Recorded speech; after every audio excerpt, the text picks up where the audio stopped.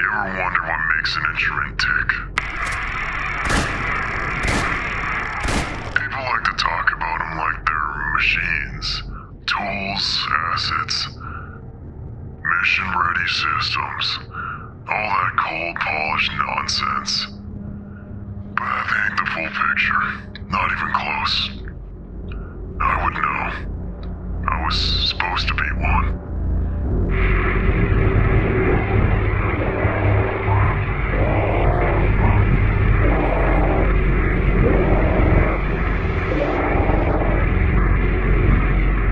Didn't make the cut.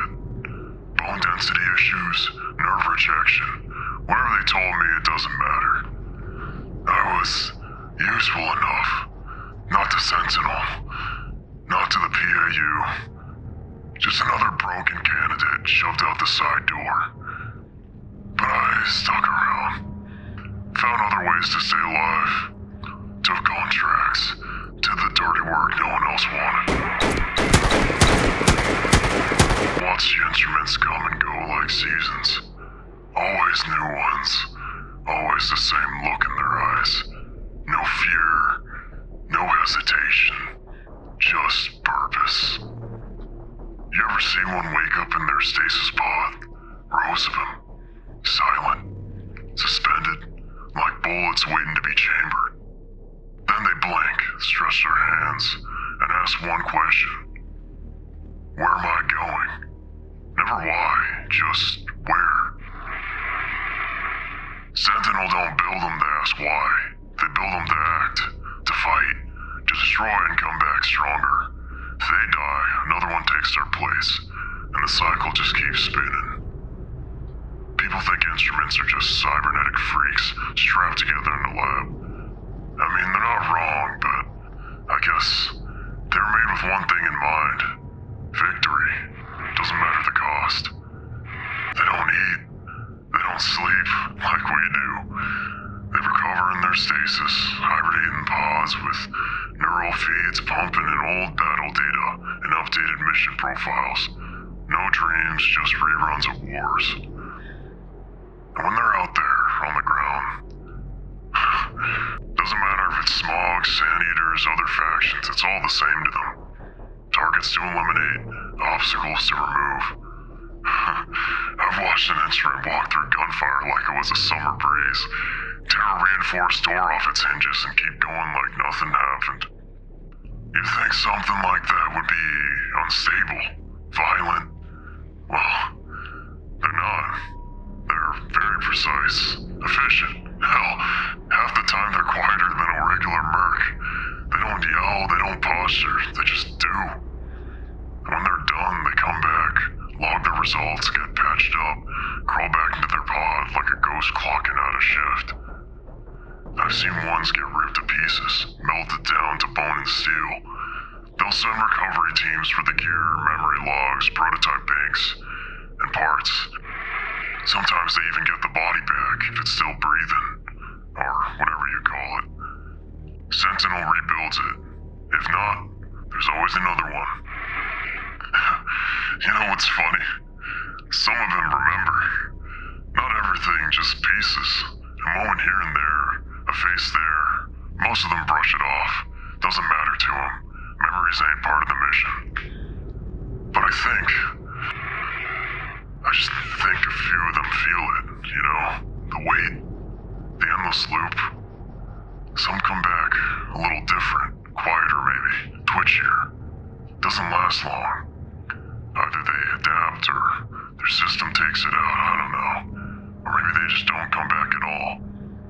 And when they don't, there's no funeral, no mourning. Just a new number, a new pod, another instrument on the tab. Sentinel doesn't even call them soldiers. I mean, they're called instruments. Because that's what they are, right? Not people, not tools, just finely tuned machines.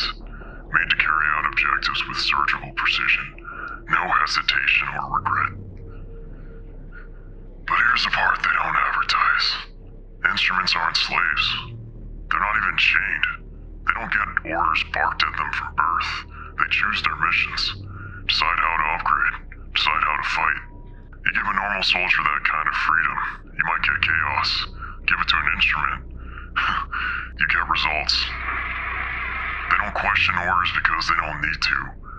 Their purpose is hard-coded or something.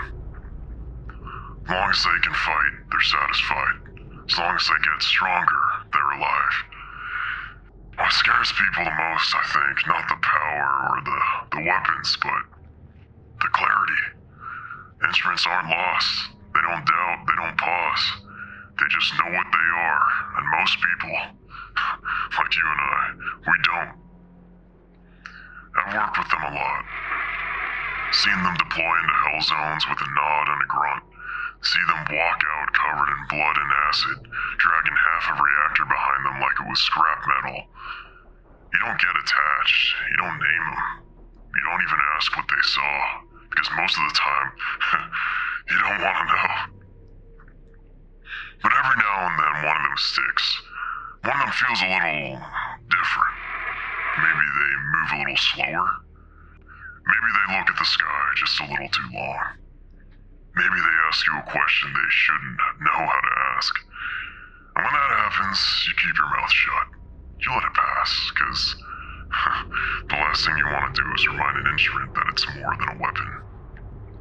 That's how you get ghosts. So yeah, people like to tell stories about monsters in tunnels, about the smog, about the sandeaters, devourers, whatever. Talk about horrors crawling their way up from the dark. About the swarms and queen and all that. But me, the scariest thing I've seen is an instrument smiling. Because when that happens, you realize it ain't just a machine. It's a person who likes what it does, and there ain't no fixing that.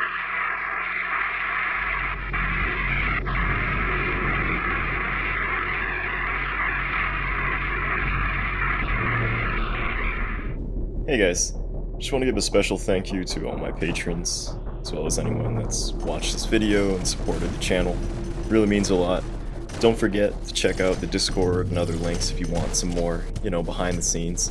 Got a small little community growing. I think we're around 20 strong, including all the mods and stuff, so yeah, definitely want to see you on the flip side if you want to, shoot me a message, ask questions about the games, peep the development.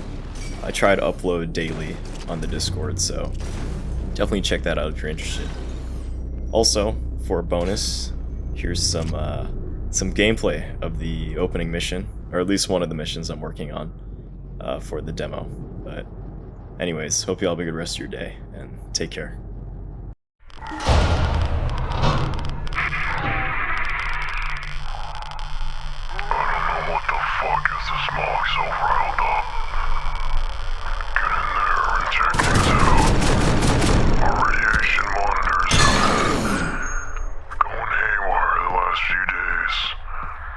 Supply dried up. Nothing but this fucked up sandeater goop.